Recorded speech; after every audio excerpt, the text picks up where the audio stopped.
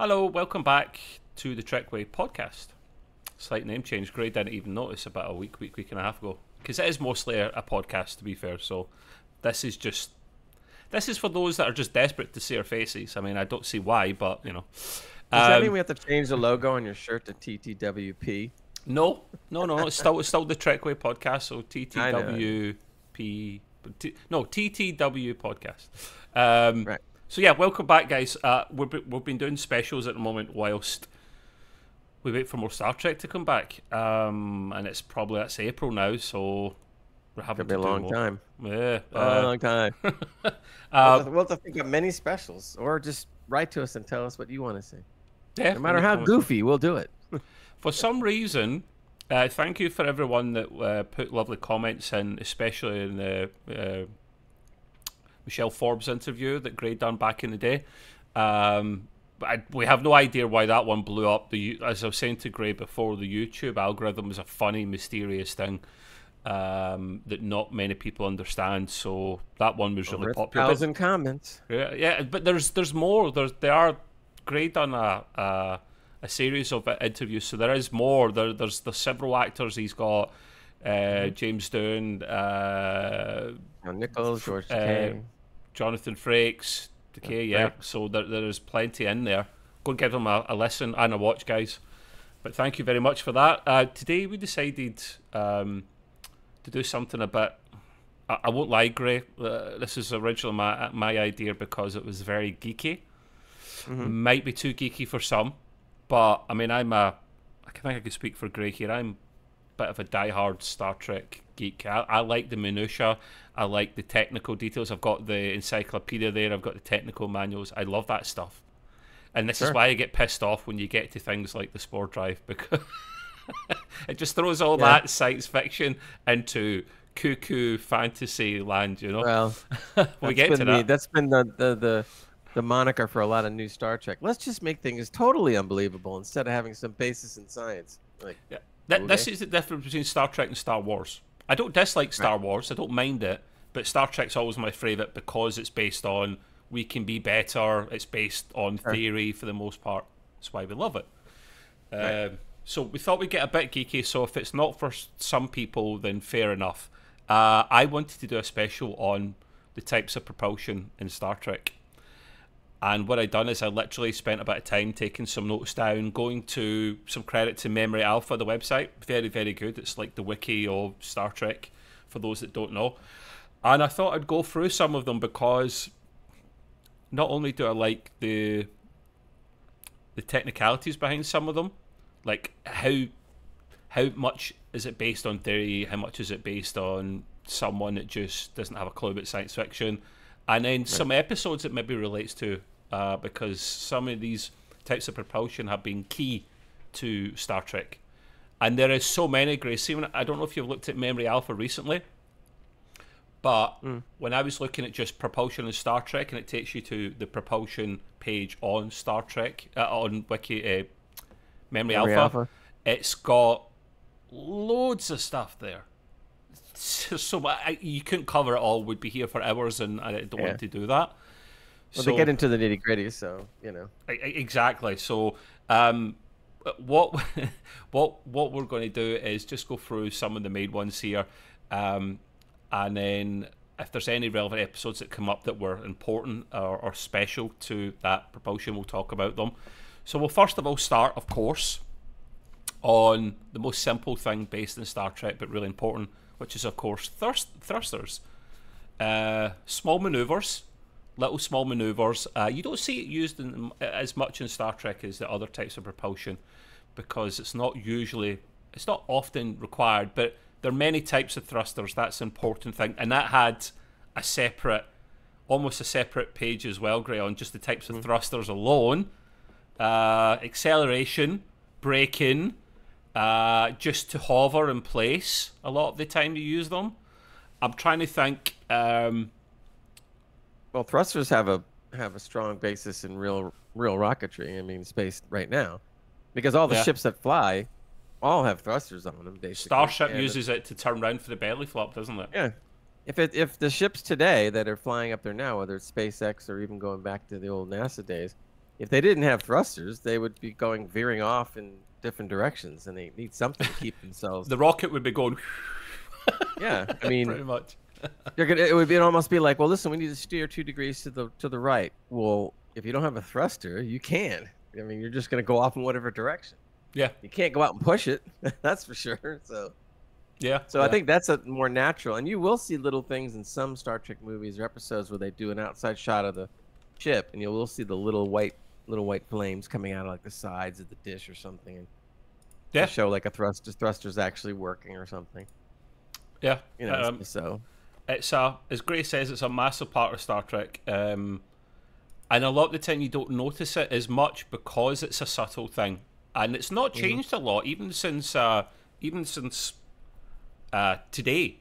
Right. You see the little puff of gas coming out the side. I mean, I'm sure later on in Star Trek it's a bit more slightly advanced like that, and the types of gases they use and how they're generated, how they're put outside the how it's used as thrust is what I'm trying to say. But a couple of things on that, Gray. Recently, I was thinking of notable moments in Trek where they've been used to make an episode, like a vital point in a movie or an episode, right? And while I don't have any exact examples, I can think of, and apologies in advance, the one I can think of, obviously, is it the first Kelvinverse Star Trek movie where the Enterprise comes up behind Titan's rings? In fact, it's kind of similar to the canvas I've got back here, where the Hot Rod Enterprise comes up and it's trying to hide, but it comes up through the rings,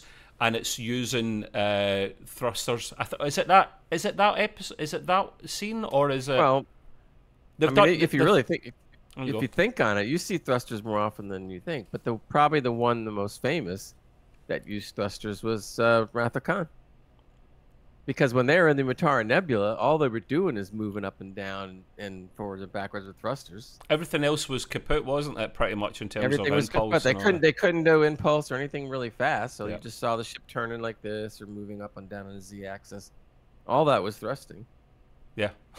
You might have to look close to see whether the special effects showed the thrusting. I think it did a little, but they just kind of assumed, it's thrusters. Great. Do me a favor. Showing it. Do me a favour, never say thrusting again in that context. Okay. It was a ship that was thrusting. Come on. Oh, God. That's even more impressive, man. So I got to do something with those nacelles in the back. Oh, dearie me. It's been a long break, hasn't it, clearly? That Titan episode I gave may have been I may be accurate, I don't recall, but I do recall many times where the Enterprise has been in both the movies and probably Strange New Worlds. It's been in an atmosphere and it's been used to push itself above the cloud cover, for example. You see that a lot of the time. And also the most recent example was Strange New Worlds in the finale, where they used the shuttlecraft, Ortega used the shuttlecraft. You could only use thrusters because thrusters don't have a power signature, or certainly not one that's strong enough. So she uses them to pretend it's space debris so that it can head towards the planet naturally, and that's where the shuttle almost takes a nosedive, and the captain fills his pants pretty much because they almost crash at that stage. So the simplest thing in Star Trek, thrusters, you can't live with them, can't live without them. They're important. But the more impressive of the sublight propulsion systems is probably impulse. And this is the one that's got so many different variations. We're trying to predominantly base this on Starfleet, by the way, guys, Federation, just for context, because we could get into... You can get into the minutiae of other species and be here for ages, but we'll mostly stick with our guys.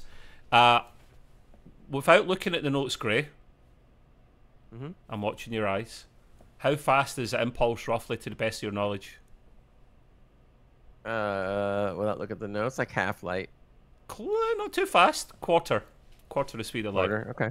It's not bad. It's not bad. I actually thought it was about 3/4 of the speed of light. But no, it's about quarter the speed of light, and that's still bloody fast. Way faster than what anything we've got at the moment. Well, what if you wanted to go like, so that means if you go warp 0.5, it's not impulse, it's warp 0.5. If you're well, I don't think that's technically true because, and this is where you could get really anal and nitty gritty about it. Depends what warp factor scale you're going on. The stupid TOS one, or the more commonsensical TNG one. Because when you start getting to like warp 9, and then you start going 9.1, 9.2, you just think they're logically you think they're tiny increments, but they're actually massive increments each time you go up and up and up. That's why warp 10's infinite. But we're skipping ahead slightly. I remember years ago when TOS was the only Star Trek series on, people were trying to figure out the warp scale. And I remember people submitting different things going like, well, it's kind of like this or kind of like that, you know. And it started to get into some really wild numbers, and, you know, so it's easier just to go warp factor 8, 9, 7, you know, whatever. They should have fixed that at the very start. Like, Roddenberry's not a stupid man. He knew that the speed of light is X amount, okay? So warp 2, 3, 4, you should just keep going beyond that. But they never really, well, you can tell me this, great. They would probably, on the odd occasion, talk about going faster than warp 10 in TOS. I don't know if they've ever mentioned any warp scale factor above that, but they certainly couldn't do that back then. It might have been possible, but then you keep going up, and where's your ceiling? You have to have a ceiling. So 10 made sense, and the TN, but we're jumping ahead. Anyway, quarter the speed of light, and it's mostly a fusion reaction that generates energized plasma. Now, when you hear those phrases and those terms, they almost make logical, scientific sense, don't they, Gray? Fusion reaction is something that we are getting close to doing just now, in terms of... Actually, technically, we've already done it. Technically, but... No, they've definitely done it. It's but just for the amount of energy you put small in... scale, now they've got to work it up to process and to do it more often and to do it cheaper. You're not getting more back from what you put in, which is a massive problem.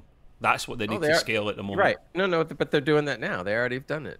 I don't know if you know this or not, but they've done it, and it has put out more energy than went in. And they've already done it. It was done once. Yes, it was done once a few months ago, and another group, and I don't remember the name of the group, sorry, just tried it on their own, a different group, right, to corroborate and make sure it was real, and it is real. So it's been done twice now.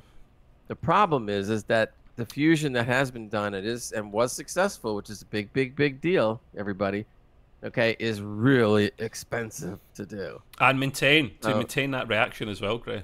Exactly. So now that it's gonna, even though this is, I mean, it's mind-boggling that it's been finally done. I mean, it really is one of the biggest scientific discoveries that have been proven now. Oh yeah. But it's going to be a long time before, you know, it gets to anything as far as a starship is concerned. All right. See, when they tell you about when it's going to come about, fusion reaction, right? The common term they often use is, oh, we probably won't see it for about 30, 40 years. Right? You've probably heard that a lot, right? And you've heard that for maybe a couple of decades now, right? So every time I hear that, I just think of Star Trek 7 Generations. Oh, when you get into torpedoes, they don't come to Tuesday. When are you getting this? It's not fitted until Tuesday. I just think of this every time they talk about fusion reaction and when it's going to come about. Tuesday. Well, I do think it'll probably be 30 or 40. Tuesday. It's coming on Tuesday, right? It's coming Tuesday. Well, on a cosmic scale, I guess it could be. No, I know we're going off on a slight tangent, but it's kind of what we do. Some of this is a lot of this is based in theory, and at one point in the near future, Gray and I are going to do the ultimate special, which will need a lot of preparation and work from both of us, and that will be touching on this a little bit. It'll be something along the lines of what the influence does Star Trek have in society, or what society's influence have in Star Trek. It's a big, beefy topic that needs research and notes for. We will do that one, and we might aim to have that one before we come back to do the Disco Season 5 in April, so watch this space. So, yes, Impulse is mandatory, but it is a little bit boring because not much has changed with Impulse in the history of Star Trek. Why would it? I can't really see many ways you could improve that. Maybe get it to go faster, because often you'll hear them say quarter impulse or, for example, full impulse or half impulse. You're not allowed to use impulse inside Space Dock for obvious reasons. Right, too fast. Those ships back then are too big to maneuver. That didn't stop Kirk though. He used to like to do that. He breaks it, right? Exactly, he breaks the rules. He would go part way and then just say, "Okay, go ahead and hit impulse." And blah, blah, blah, blah, blah, blah. Just do it. And I'm sure in one of the maybe the first Kelvinverse movie about how fast they should go, and the officers are questioning the commands. You know, like, "You sure?" The captain knows the rules. Basically, shut up. You know, he's breaking the rules on purpose. That was a great scene, I think, in Star Trek 3, I believe, where they did that whole scene where Saavik was sitting there going, you know, quoting regulations, saying, "Well, we can't go." Might be that movie, yeah. Talk. Exactly, and they all just go like, "Shut the hell up." Spock's like, "Shut up." Gray's frozen on my screen. That is a brilliant picture. Gray, see how you froze on my screen? That was priceless. You were like this. I know, you're freezing on my end too, and I keep talking anyway, so I'm hoping like, oh my god. Discord has been really funny tonight, guys. So excuse the frozen pictures of us if you see it. We're still there. We're still talking. we are. So, yes, that was... one of the things that would be cool, though, is if we had Impulse now and you and I could just jump on a ship with Impulse, the cool thing would be is we could visit any point in our solar system really quick. That would be a blast. You could just go, "Hey, Trev, you want to fly to Jupiter? Yeah, let's go." I wonder, it's like a weekend out. I wonder how long those things would take, right? And I haven't figured them out, nor do I have a web page up that tells me at hand. But you relate that to The Expanse, which I know the guys that make The Expanse. There's a lot of stuff going on in the background. Yeah, more science found in the No, I mean in terms of rights and getting it back in the TV. The guys that own the rights, Amazon have the distribution rights for it, and it expires at the end of this year. So they're like, if you don't want to do anything with it, could you give it back to us so we can go somewhere else? Because the guys that make it are gagging to do more on one of the most recent books that's set 30 years in the future. So we wouldn't have our guys that we love, probably not, but we'd have some fresh guys. And I love that show dearly, so does Gray, because it is based on what mankind will probably be like in a few hundred years, 200-300 years maybe. I could see us being The Expanse easy. I don't see us ever hitting warp drive. It's just beyond anything. But that might be but that's doable. Ever. And then all you do is The Expanse. If you want to go and visit your nearest star, I believe in some point in the future, cryosleep and stuff will come about. You just put people to sleep and send them to Alpha Centauri, and then there you go. Bob's your uncle.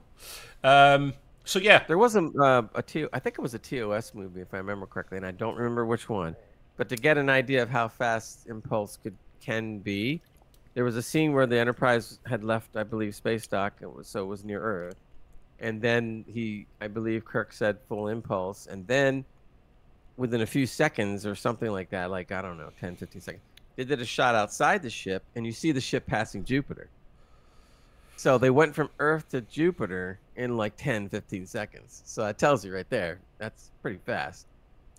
Yeah, yeah. I will take that with a pinch of salt, because back then their speed scales were all over the place. But when we get to the special where we talk about the influences of society on Star Trek and other TV shows and whatnot, we'll delve more into that, because I don't know, I can't remember the name of the drive in The Expanse, Gray, but the drive that they use, invented by whoever it was, is bloody fast, to the point where they're having to have liquids put into them to stabilize themselves, and it is fast, but it's still not impulse speed. That's 250 million. So what I mean, I don't know. If you really think about it, and I know I'm in the U.S., so I go differently here. But if light is 186,000 miles a second, yeah, okay, and you're building something that can get you even a quarter of that, That's a lot of miles per second. You don't even need a quarter of that, mate. I mean, realistically, you just need something way less, and we're happy with that. Exactly. So you could see the fact that it's quite possible to go at very fast speeds, but you don't need to go even quarter the speed of light. I mean, you're going awfully fast. Yeah. I mean, if you could go even an eighth of the speed of light, traveling here to Mars would take no time instead of months. Yeah, exactly. Look, they have right now. We'll cover in another episode, but they have ion drives right now that they're using. They are fast, but they're very slow to get going. A bit like Gray. They are. He's a bit slow to get going, but once he's going, you should see the guy. Man. It's called being older. No, we will get into that, Gray, and that would probably be like a long episode, maybe split into two actually, because that's a beefy topic. That we'll get to that. I'm looking forward to that one. I have one question for you. When we go on to the next impulse, should we not take it in relative order? What I mean by that is that after impulse, right, comes warp drive, which you have listed down. I don't have it in any particular way. I'm just going. I'm going sublight and whatever the opposite sublight is, light speed. Because a lot of these are instantaneous or almost instantaneous, and a lot of them are just bloody fast. So I'm not ultra fussy, but the one we wanted to get out of the way quickly, and I did for Gray's sake, we had to talk about it because it's kind of very relevant in one of the shows, unfortunately, is in fact, I'm going to let Gray do this one. Gray, you hate it so much, you want to introduce us to the first version, and also because I will try and pronounce this after you've done it as well, Gray. I'm not doing it just for that reason. Go for it, mate. But to give the rough explanation behind the hated Spore Drive, okay? Spore Drive is a displacement-activated Spore Hub drive. Nice big long name, right? Commonly shortened to Spore Drive or S Drive. Who the heck calls it S Drive? No one, whatever. But partly that's the thing. Right, it was an organic propulsion system the Federation experimented with during the 2240s and 2250s. Right, take that out of canon. The technology used mycelium spores harvested from Protaxite stellivitorii to jump or leap across the mycelial network. During such jumps, the ships were not in normal space, but in the mycelial plane. What a bunch of hoke. That's just like, it's so stupid. I've always said Spore Drive is stupid. Most fans say it's stupid. For one really good reason. It was totally overpowered. Keep ranting. I'll be back in a sec. Keep ranting. All right, I will. It was totally overpowered for Star Trek. There's no way they should have introduced something like a Spore Drive that just basically says, the heck with all the other drives. You don't need crap. We just use the Spore Drive to jump wherever the hell we want. And it was also in TOS time, so you're talking more back towards the 23rd century, which even made even less sense.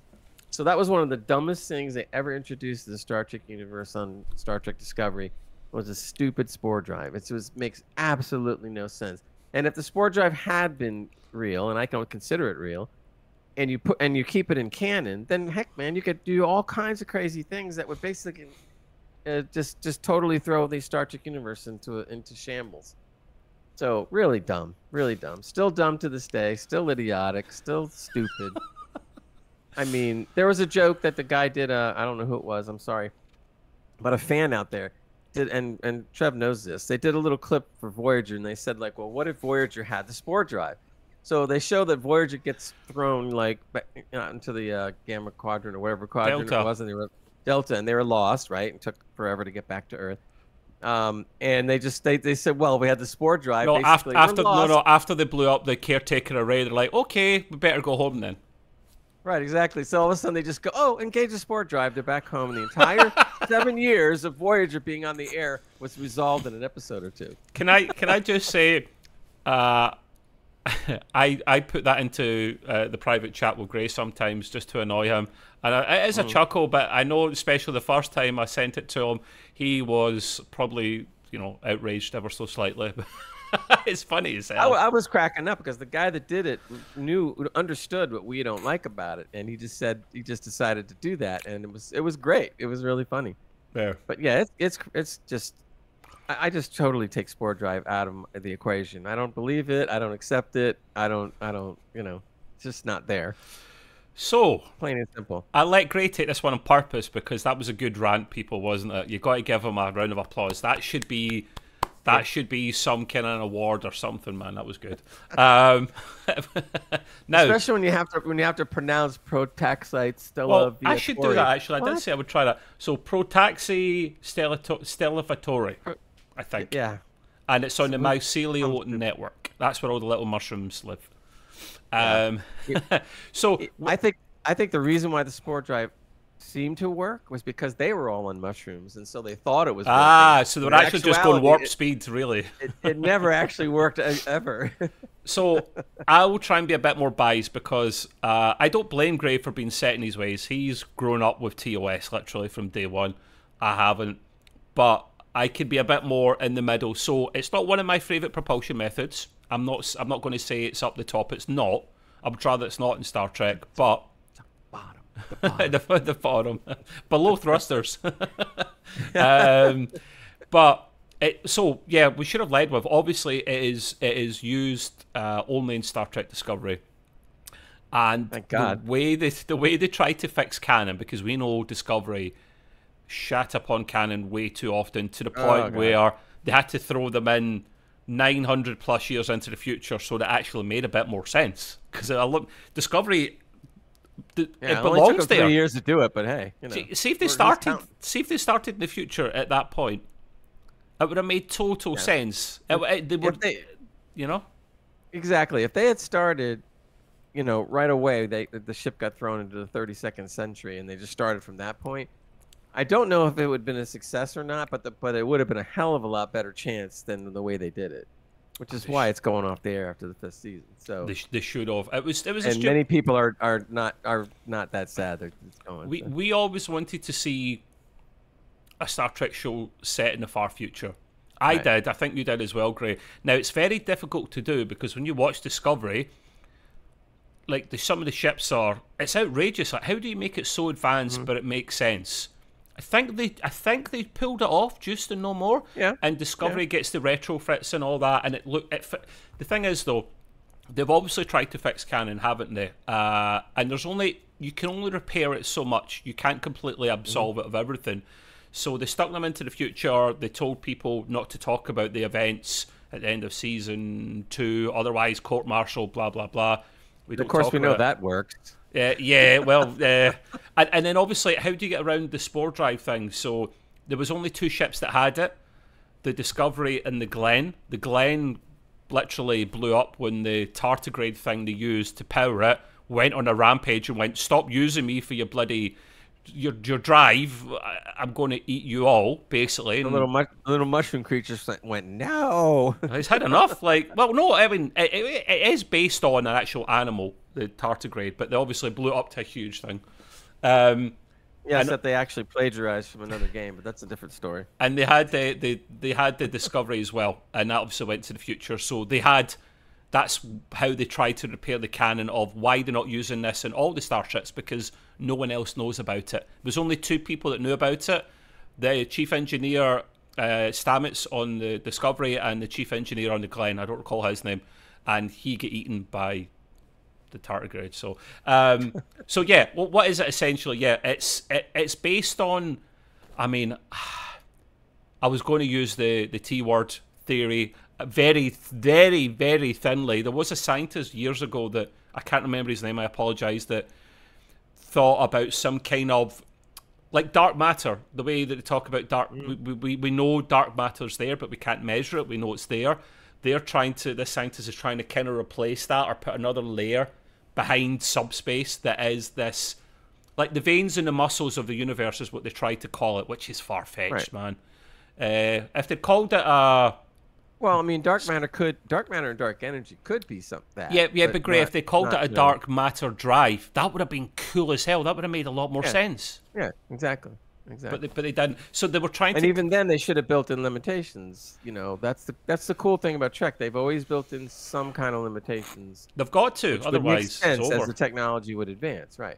Well, the other thing that's really dumb about the Spore Drive, if you think about it, in Discovery, I guess third season or whatever, when they get tossed into the 32nd century, you mean to tell me that 1,000 years later, okay, they still don't have anything even close to the spore drive? But of course, they came up with it 1,000 years earlier. No, they do and they don't, mate. They do and they don't. They have. Well, we'll get to that, right? Because it's yes and no to that is the answer. Yeah, but you know what I'm saying? Because when they saw the spore, and I'm not spoiling anything, but when they saw the spore drive, the 32nd century Starfleet, they tried to copy it, but they couldn't. They tried to copy it.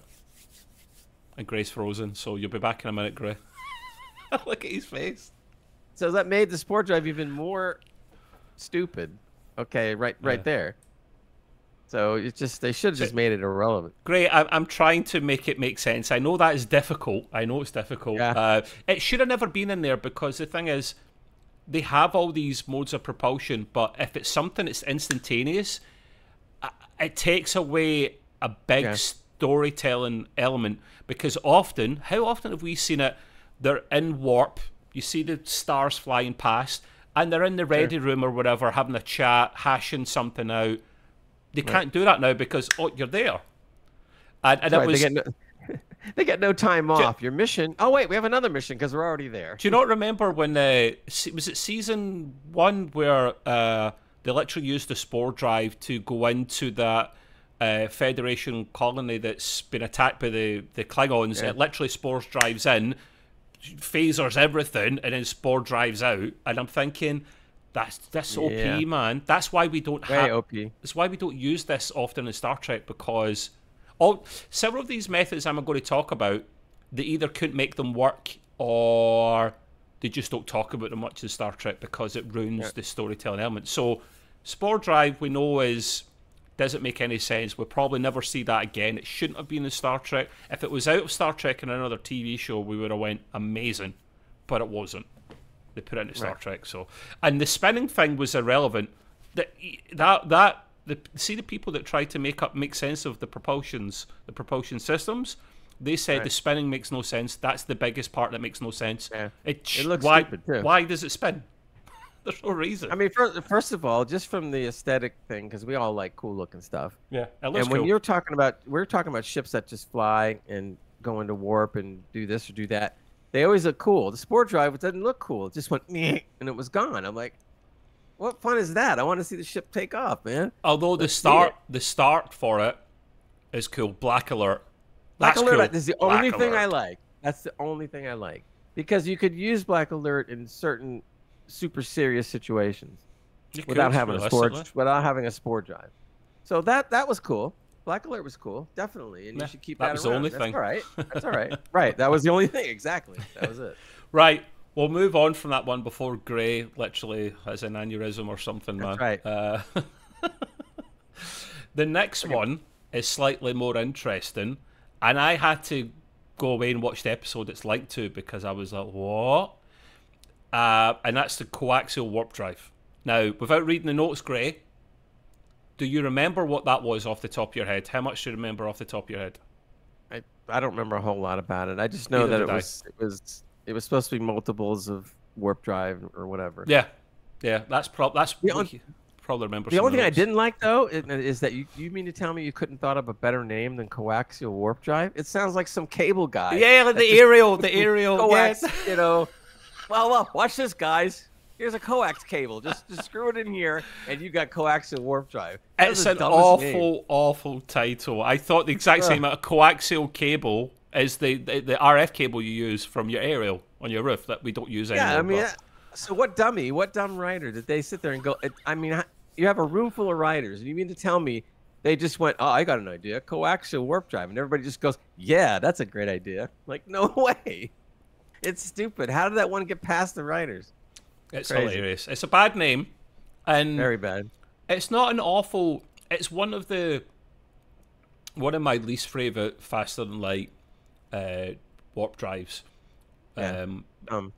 And it was right. So this is what Memory Alpha says.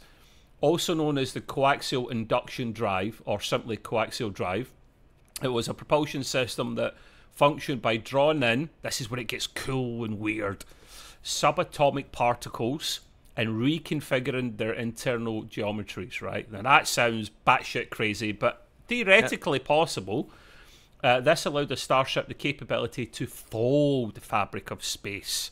That's nuts. Allowing it to travel instantaneously across large distances. Now, that sounds very similar to the Spore Drive, but makes more sense. Well, no? The basis for all that, if you remember, is we're going back to Einstein again, because Einstein said that if you could take gravity and basically bend it to your will, in other words, bend it like this, so you technically would go through a wormhole and pop out somewhere on the other side in an instant, that theoretically Einstein said that you may be able to do this, but it was pretty far, a far stretch.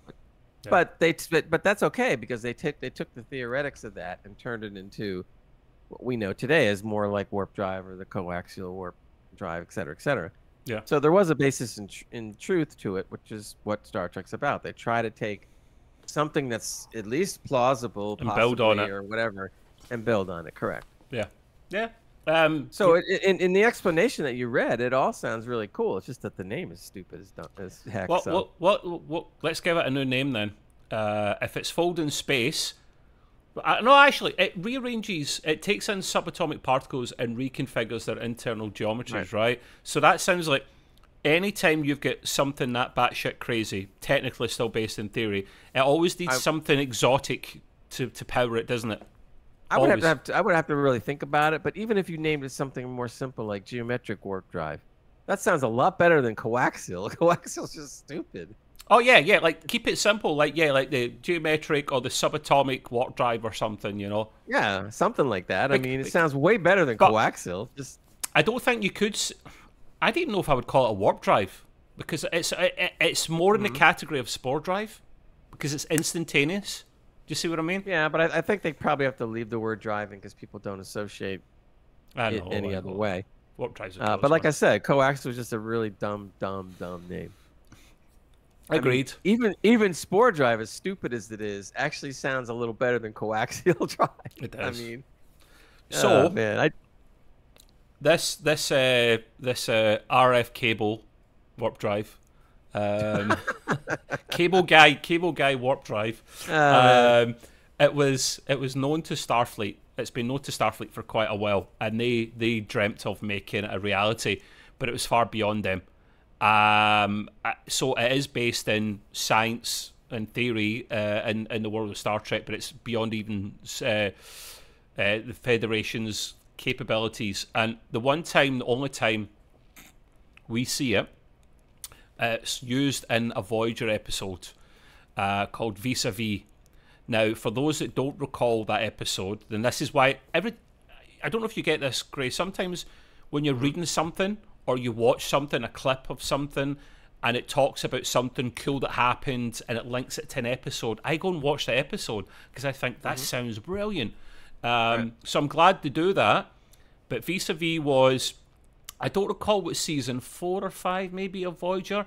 It's when Tom Paris is playing up a little bit, and he's not himself, and he's a bit, he's just a bit meh about life on board.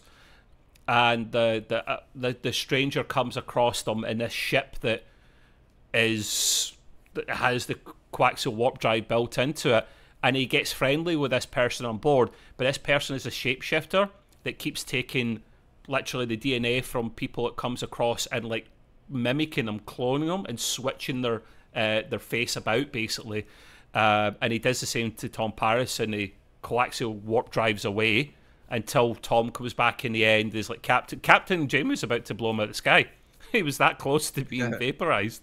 So, do you remember this episode, Gray, that I'm talking about? Yeah, vaguely. I have to go back and watch it again. It is a really good episode, man, because you see this. They explain how the drive works, and it makes sense, and it sounds really cool, and they have no chance of copying this one, unlike Transwarp and stuff, which we'll get to.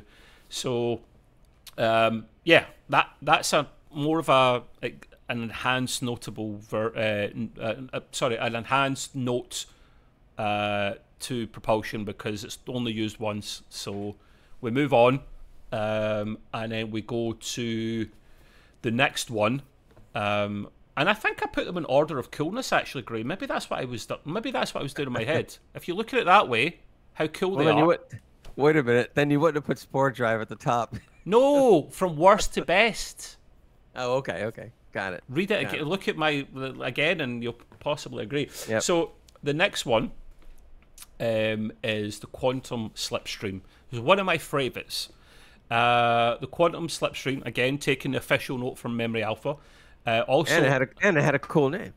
So. Yeah, that's it. That one sounds one of the coolest ones, actually, to be honest with you. Also formerly called the Quantum Drive or Slipstream Drive, was an advanced form of propulsion technology first encountered by the USS Voyager in the Delta Quadrant, which had the capability of exceeding a starship's warp factor by an unprecedented degree.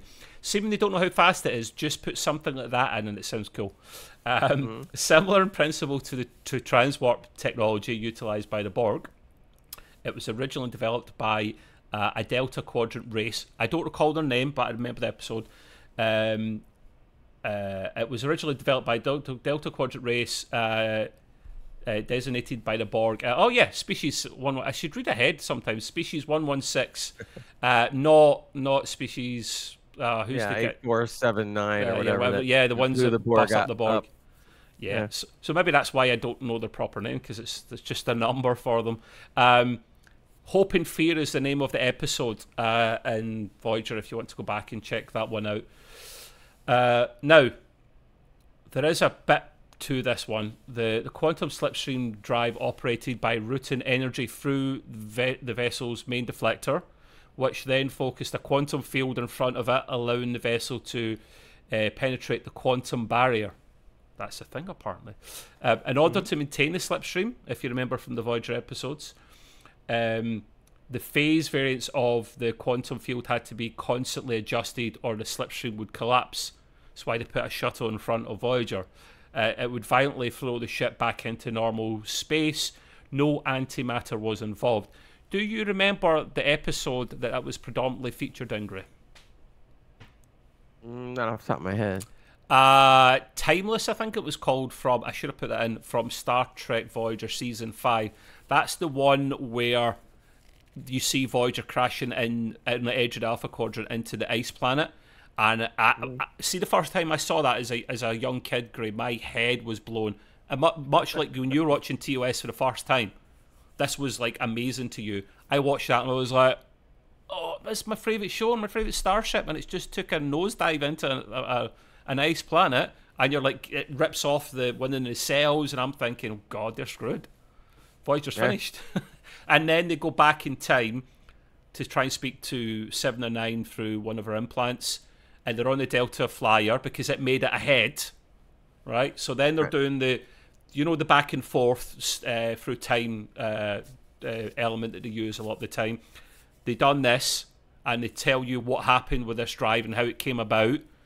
They got this information from Species 116, and it was Planetoris that built upon it.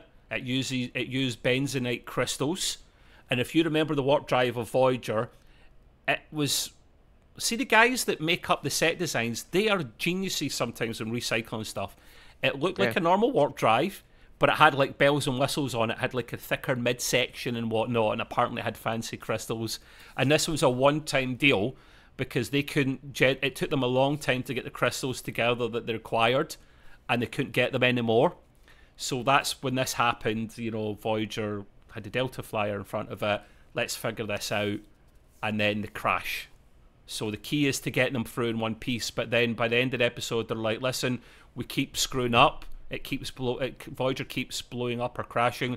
How about we just tell 7 or 9 to cancel it, and they'll live?" And that's what happened. But they got something like 10,000 light years closer to home. That's how they used this storytelling element to inch ever closer back to Earth.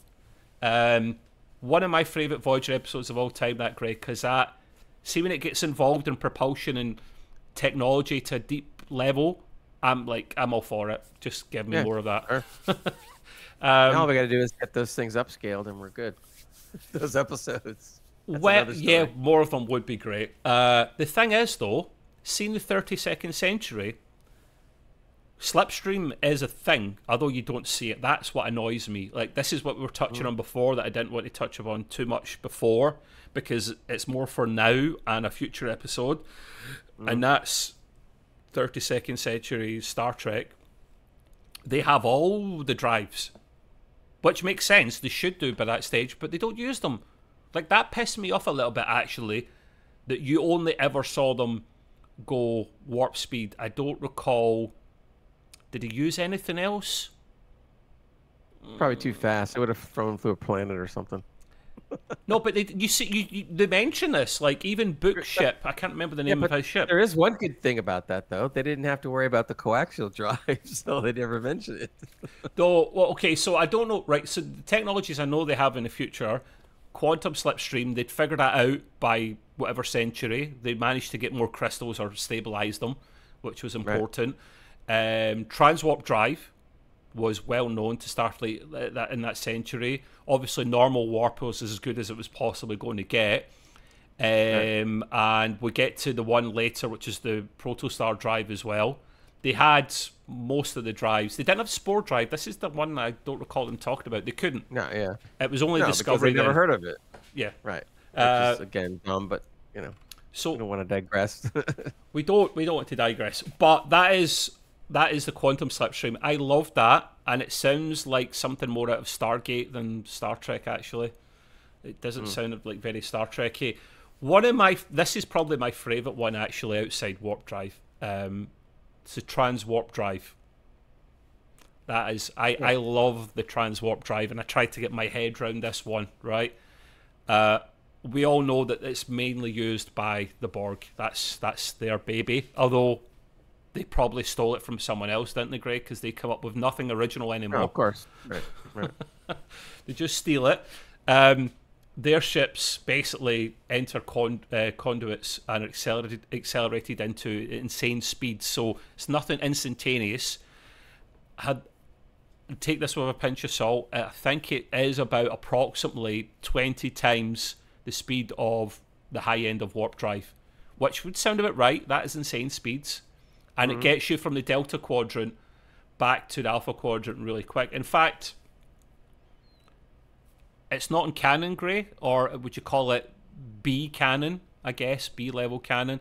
The books, the Star Trek books, there is ones where Admiral Janeway takes, or is it Chakotay? I think it's Chakotay, actually, yeah, takes the Voyager and some other ships back to the Delta Quadrant after they get home, after they have their main mode of propulsion outside warp drive. They finally sorted quantum slipstream, and they used that to actually get back to the Delta Quadrant to basically right any wrongs they done and follow up the species they made friends with.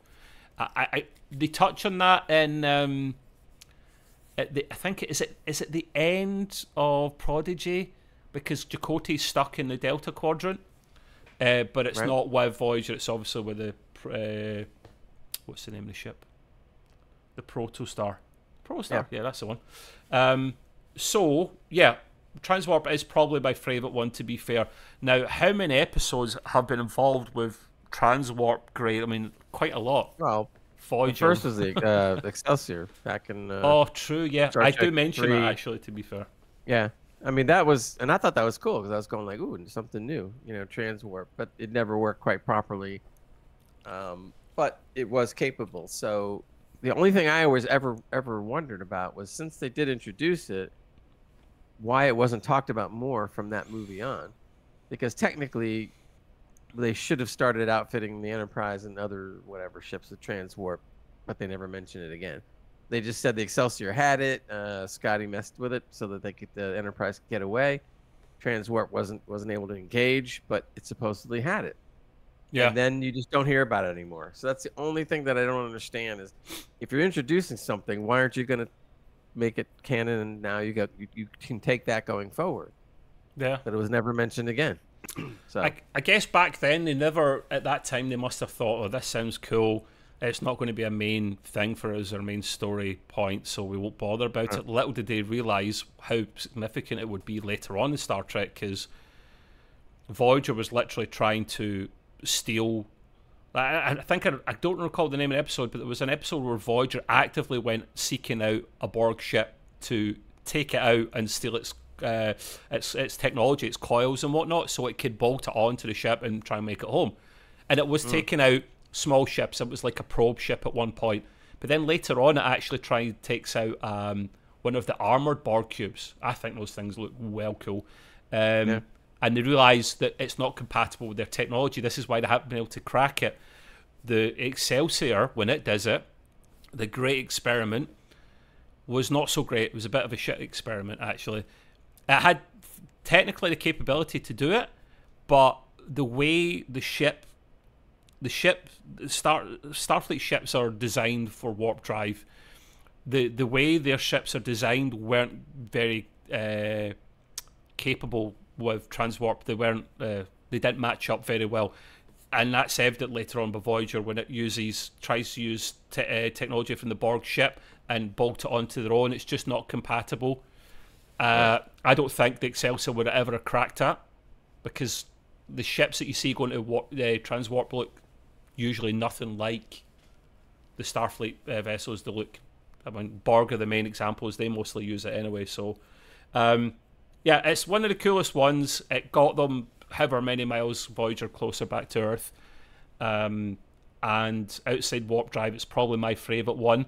I know by the 32nd century, this is something it's capable of doing. And if you remember, any ship can go through a transwarp conduit if the conduits are already in place and built, like they were at the end of Voyager Endgame. You saw those like hexagon type things, and every now and again it was like structural support things around these conduits, and any ship could go through that if its shields were beefed up. If you didn't have the conduits, you literally had to have the proper technology in your ship to do it. So it was OP great. I understood why they didn't use it much in Voyager and why they probably never used it again after, because it ruins as we said, the storytelling element yet again. Well, so, I mean, to think about this for a second, I'm going to bring a different show in, Babylon 5. Now, in Babylon 5, they took that concept. So what they did is they built these gates, like in these kind of like Stargates, but they didn't call it that. And these gates were made to travel vast distances quickly, and you would pop out on the other side of another gate. It sounds closest to Stargate, though, doesn't it? It does, but you had to have a physical structure to do it, because smaller ships couldn't do it on their own. They have to have these gateways. But what was really interesting, though, is that the bigger ships and the more powerful ships could actually form the gates on their own. In other words, form the power or the conduit on its own. They didn't need to have a machine do it. Like a Borg cube. Correct. So it was really cool, and it worked really well in Babylon 5. It made total sense how they were able to go across these distances and stuff like that. It was very interesting how they did it. And there's so many good scenes where the more powerful ships or the more advanced ships would just open up these gates, and the gates would just go open up, and the ships would come out. Stuff. So it's pretty cool. So it has been used to good effect in Babylon 5 in any case. I do need to watch Babylon 5 at some point. I will do it as soon as Gray, with his new fancy software, upscales it to 4K for me. Then I'll go and watch it. I don't want to watch it in 480p. I'm sorry, I don't. But yeah, it is one of the famous shows. It could be a long time before that happens. Come on, Gray, you bought this fancy new software for upscaling Star Trek. I picked up. For people out there that want to know, I picked up Topaz 4, I believe. Can you not just push a button and just say upscale to 4K and then leave it for a few weeks? Technically, yes. But the thing is, with the software, and I'm just barely getting into it right now, so there's a lot involved. And you've got to go through multiple passes, and you got to put on different filters to get things to work properly. It's actually quite interesting. I like it a lot. So it's too much hard work. Yeah, but I don't mind. But the thing is the problem with that is if you took a whole episode, 47 minutes or whatever, even just one episode passed through the software will do the trick, and it will look great when it gets done. But it's going to take a long time to upscale one episode, let alone 22 episodes per season. Oh, so you'd be running your computer like daily for a long time to be able to upscale like an entire season. And you don't have your second PC anymore because you gave it to your grandson in exchange for a PlayStation 5. God damn it. Exactly, but that one probably wouldn't have enough people. But it's nice because that's why when you go online, you see some of these people doing this now, and they only do clips, 2, 3, 4, 5 minutes long. They don't do whole episodes. You can, but it would just take time. However, saying that though, when I was playing with it just a little, it is pretty fast, when it does its thing and renders out. But even pretty fast is still very slow when you're talking about doing that much video work. I mean, that's a lot. How long would an episode roughly take, do you think, then? I don't know. I'm not proficient enough to figure that out yet. Okay. But I will get there because one of my goals is to do just that. Take one episode of whatever, Voyager, whomever that's 480p, and do it. Because I'm amazed at what the software can do. Do you need to do it 480p upwards, or is TOS too old? Is that too much work to try and take from nothing? See, TOS has already been remastered, so the remastered TOS is already HD. So but it's been remastered to only 1080p. So you could take the 1080p feed and then just upscale it again. Go to 4K. Maybe. Yeah. Okay. Cool. Right. Anyway. Also, it's probably more time consuming to go from a 1080p, which is 2K, to 4K. It wouldn't be so bad, but when you're trying to do a 480p all the way up to HD, let alone 4K, it's a lot of work.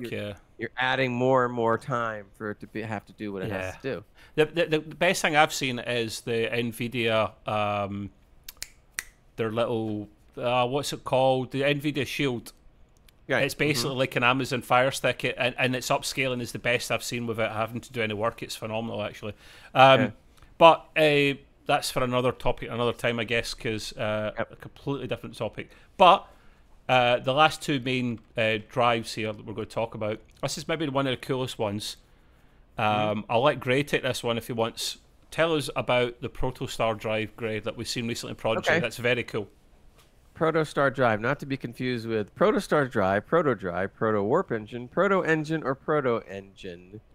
Also officially known as Gravimetric Protostar Containment. Now, all that basically says Protostar drive. But in any case, it was powered by a protostar, so technically it was almost like taking a very tiny little star, and running it from the amount of power that it gave out, which is a lot. And it was, encased in a proto core, of course. Technology developed by Starfleet allowed the experimental Protostar class USS Protostar to travel considerably faster than conventional warp speed. By utilizing proto warp, a ship using this drive could cross over 4,000 light years in a few minutes. Pretty fast. Wow. But the thing about this drive, when this premiered in Star Trek Prodigy, which, by the way, is a great series, and now it's over on Netflix, so I advise watching. I liked it because it made sense, because, again, they went into the science-y kind of realm. Yeah. And so they're saying, like, yes, making a tiny star would be very difficult. But the point is theoretically, if you could make a tiny star, just like they're doing today with these tiny fusion reactions. They actually did it. It actually puts out more power than you put in, but it's a little teeny tiny reaction. So same thing. They were able to make a teeny tiny star, which put out tons of power, way more than was put into it. And with that power, they were able to create the proto engine to go along with it. Yeah. So that was pretty cool. It made sense, and it worked well in the series. And it was the only ship that had it. And whether you see this technology go any further than Prodigy, I don't know. But the point is, it is, Gray. It was actually, that was the starting ship. It was successful, so they were going to start making a fleet of Protostar ships. Right, but it's just made so much more sense than the idiotic Spore drive and the coaxial drive. This made all the sense in the world. That this is a possibility. Anything that's instantaneous should be eliminated. It's just not believable. It's too far-fetched in Star Trek. This one makes sense. This one's very, very cool because it is, like Gray says, it's based on actual science, and it is technically possible. We are starting to do this. When you see the proto drive engage, it actually has a third nacelle, which is cool. It literally pops out the back of the ship, and then it takes a good few moments to power up. It's not instantaneous, and when you see it jump to proto drive, It is. It's the most noticeable speed increase on screen that you see for a lot of these. It goes bombing forward, and nothing can catch it. Even when Janeway's in Admiral Janeway is in the USS Dauntless, which cracks me up. They still use that ship because that's the ship that pulled the wool over their eyes in Voyager and scarred them for life. And yet, let's copy the name and the idea of the ship. They put slipstream into that. That ship has the quantum slipstream. So quantum slipstream is possible pretty early in Star Trek, actually. That is very fast, but it's not as fast as a proto-drive. It still takes them some time to catch up with them. And the fact that it takes, I think it's as Ray said, 4,000 light years. 4,000 light years in a few minutes. That journey would normally take them months to travel. A couple of episodes that was relevant to, and I think this was in Prodigy, or was it Prodigy? Yeah, it was Prodigy. Kobayashi and Time Amok. Check them out. They heavily feature that. So one of the coolest forms of technology, but we'll see that more going forward. So maybe not in season 2 of Prodigy, because we thought we would get another version of the Protostar like prop. Because thing is, here's the interesting thing, Gray. It shouldn't have been called the USS Protostar. It should be called the NX Protostar because it was an experimental ship. So that's a small nitpick I've got with them. We will see the Voyager A in season 2, which I cannot wait for. It's been finished. It's made. Netflix have got it cooling in the oven. It will be shown probably, I'd imagine, by the end of the year. I hope. So, and I'm actually grateful for that, Gray. As much as I love the Protostar, Voyager is a lot more sentimental to me. So, yeah, okay, that's the Protostar. Very cool drive. The last one we've saved the best for last. I think Gray thinks as well, and that's good old fashioned warp drive, peasant warp drive, the peasant drive. Oh God, that'd be even worse than coaxial. What have we got? Peasant drive. Do it. Yeah, no way to fuel it is you have to like shovel peasants into the core, man. Come on. That's right. A bunch of old-fashioned coal. There we go. Get it going. Sorry, a little side note. We're talking about the power requirements for all these things, right? Warp drive alone still requires a ridiculous amount of power, like antimatter and matter, which are things that exist, and in theory, if they smash into each other, they create a lot of energy. It takes a shit ton of energy for warp drive. So something like a Protostar drive makes total sense. You need an actual sun to power it because you can't get any more juice out than you currently do at the moment. Hence, warp drive is the main thing. So, warp drive, again, Memory Alpha, warp drive or warp engine, never heard that before, was technology that allowed space travel at faster than light speeds. It worked by generating warp fields to form a subspace bubble around the ship, distorting local space-time continuum, and moving the starship at velocities that could greatly exceed the speed of light. These velocities were referred to as warp factors. Warp drive was the most common form of interstellar propulsion used in the Milky Way galaxy. Now, it breaks down a lot more than that, and we won't get into super detail, but it's the OG, isn't it? It's literally from the Phoenix back in Star Trek First Contact, Warp 1, all the way up to Warp 10, which is infinite. And we touched on this before, we have the different warp scales. We have TOS warp scale and the TNG warp scale. The TNG warp scale makes a lot more sense, and I don't blame TOS for that. They were very early into creating this universe of Star Trek. And if you look back, Gray, to the TOS warp factors, they make no bloody sense. They're crazy. They're all over the place. Yeah. It makes a lot more sense now in TNG. And we have a couple of main... Again, look at warp drive on Memory Alpha. It goes down another page. We won't do that. But the two most common ones we see in Star Trek are the Class 7 warp drive and the Class 9 warp drive. I don't know what TOS was on. I don't know if that was still I don't know. Class 7 or it was like Class 5 or 6. I'm not sure. Yeah, it could have been like 5 or who knows. Probably Warp 5 actually, Class 5, because their high speed back then was And No, Enterprise, it TOS was was 5. able. No, TOS was able to go 9, warp 9. No, Couldn't pass 9. I meant Star Trek Enterprise, the show. Their top speed was right, what, okay, 5. okay. Yeah, but TOS they could go faster, yeah. But they had 9, different right. they had different warp factors, didn't they? So it gets confusing. I always remember there was I can't remember the episode now, but one of the best lines Scotty ever had. The Enterprise in whatever TOS episode this was caught in a loop where they were going around and around like this. And Scotty's comment was or Kirk was saying something to Scotty and says yeah, and it says, and at warp 9 we're going nowhere mighty fast. I thought that was great. It was perfect. I mean, literally they're going warp 9 like this in a circle, and he just goes, we're going nowhere mighty fast. He has some of the best lines, Scotty, to be fair, in Star Trek. Yeah. God bless him. But yeah, so 2 of the most common drives we have, let's say the Class 7 warp drive. It was developed by Starfleet in the 24th century for the Defiant class of starship.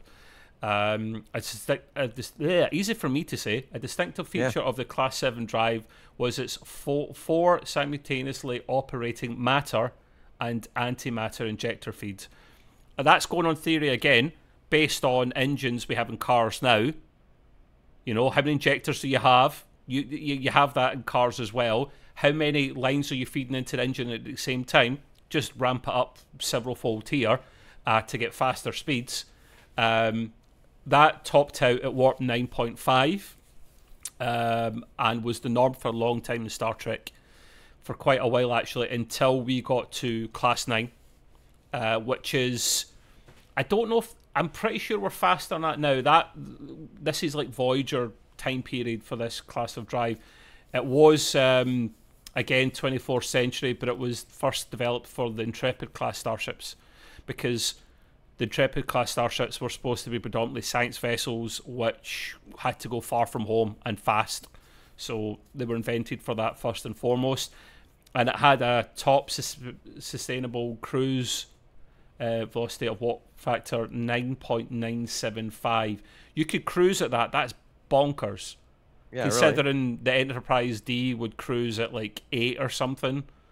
So, and bear in mind, when you're going 8.1, 8.2, as I said before, they are massive differences. It's not like 1 to 2 to 3 to 4 to 5 all the way up to 10 are the same difference in between. They're not. That's why the old scale made no sense. The USS Voyager was the first ship to get that new shiny drive, which is cool. Shiny drive. And it could go warp 9.9. It could go warp 999, but it was, I think it was, you could only do it for so long at emergency speeds, and then you're going to blow a gasket and had to slow down. Yeah. You couldn't cruise at that speed on the older ships. And it was 2371 actually is the year it was invented. That's probably because that's when Voyager launched. So warp drive is the OG. It's probably the coolest one. It's the one they should keep use going forwards, unless it's a one-off for one of the other technologies, because it's a storytelling element. We should keep it there. Gray, I know what one you hate the most. There's no point you tell me that. What one do you like the most out of all of them? Well, I probably warp drive, for the simple reason that when they created warp drive, they had to come up with a plausible explanation as to why time didn't do a lot of strange things. Because right now the theory is, and it's probably totally correct, it's been proven, that if you can go at the speed of light and travel to whatever, Jupiter, and then come back again, a lot more time has passed on the Earth than it has in your own Jupiter's a bad example for that then. Maybe a tiny bit. Well, you could go to, you could go to Andromeda or the next star, but the point is that time is totally screwed up. By the time you get back, it's 100 years later, everybody's dead, you know, et cetera, et cetera. So they had to come up with a way, well, how can we do this to where time still is the normal time, or the passage of time is still normal, and not screw this up? So they came up with the whole warp bubble idea, to where time stays the same. So if it takes you 5 days to get wherever you're going at warp, only 5 days have passed on the Earth as well, not 100 years. Yeah. So because immediately when they made that suggestion of warp drive or how it would work, it opened up everything as far as science fiction stories go. You don't have to worry about the whole aging thing and how you're going to get around all that. All that flew out the window. Yeah, because so technically it was a big deal. technically they're not actually going at the speed of light themselves, the ship. It's the bubble around them that's doing this. It's about bending space in front and contracting it at the back so that you're getting pulled like a zipper across the fabric of time and space. And that made a lot more sense, as Gray says. That's how you could. And this is based in theory. This is the one out of the FTL drives that makes the most sense. There are guys on YouTube that do great, far better stuff than we do, and they talk about FTL drives across science fiction. Now, we are only Star Trek, that's why I don't do that kind of episode, but there are other examples like Stargate, like the ship used Destiny in SGU. It's just a boring standard FTL drive, but it's cool how all these things work. This one is the most realistic one because it is based on theory. It doesn't break any of Einstein's equations or formulations. It is the one that makes the most sense, and it's the coolest one. And yes, they've got it to the stage where they are at the fastest possible warp factor. They can't go any faster than that. So just like you do in a car engine now, they're pretty much as efficient as they're ever going to get. Well, the other good thing about that is instead of just saying we have warp drive and we can just go as fast as we want, they actually placed normal limitations and said, well, yeah, we can go really fast, but we can't go past this because our ship will blow apart, you know. So it was cool because you always had that other barrier that they created upon themselves in the stories. And how many stories have we seen, especially in TOS, where they're traveling 9.1 and all of a sudden the ship's starting to like, she's gonna fly apart, sir. Fly it apart, then, damn it.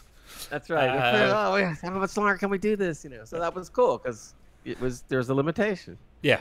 There's been so many episodes and movies that warp drive has been so pivotal in a storytelling, not to just bypass time so you can talk about whatever in your ready room, but pivotal to they use warp drive to go back in time in conjunction with the star, to be fair. And in many episodes of Star Trek, and they put a limit on it, warp factor 10, which is infinite, which Tom Paris is the first and only person to ever achieve. And note to self, never do that because you could end up having sex with a salamander, which is your captain. Now, that episode was a bit dumb, but okay. See if they'd taken away the salamander thing, like you turned into another species, and he just been everywhere at once, and he started going a little bit crazy. Yeah, and then they brought it back to reality. That would have been a really cool episode, but they went batshit crazy after that. It made no sense. Yeah. No, it didn't. Being really everywhere in the universe at the same time made sense. That was fine. But he should have come back like a different Tom Paris, like I know everything. Like Jack O'Neill in Jack O'Neill in Stargate, where he's given all the knowledge of the ancients by that device for a moment, but his head's starting to burn up until they can get the information out. They should have done that. So no, listen, I knew Gray and I are very similar with Star Trek. Spore Drive's the worst one. Warp Drive is the OG. It's the best one. But a little note to the Proto Drive, because that one was very cool as well. There are many more. Go and check out Memory Alpha. We were super geeky with this topic, but I warned you at the start that would be the case. We will wrap it up there because we've gone over for an hour now. We'll probably come back in another 2-3 weeks of another special. If there's anything you would like to see, idea-wise, just put it in the notes, please. If you're a geek like us, let's talk Star Trek tech below. We'll do that. Thank you, Gray, for coming along, mate. I know you weren't feeling well too recently, so thank you for making an appearance. The quick call to arms before we go. We are here every time there's an episode of Star Trek for a review, but then when the seasons are off, like now, we just do a special every now and again. Gray, usually every month, but life gets in the way, has his own show as well, called... Not lately, but yeah. Gray's Green Room. Everyone keeps cancelling on him. We talk entertainment, literally anything you can think about in the movies or the streaming universe. We talk about what's going on there behind the scenes at Hollywood and whatnot. And we'll be doing a special this month at some point, so you can get him at Gray's Green Room on YouTube and wherever you listen to your podcast. The same with mine. We are on audio platforms as well.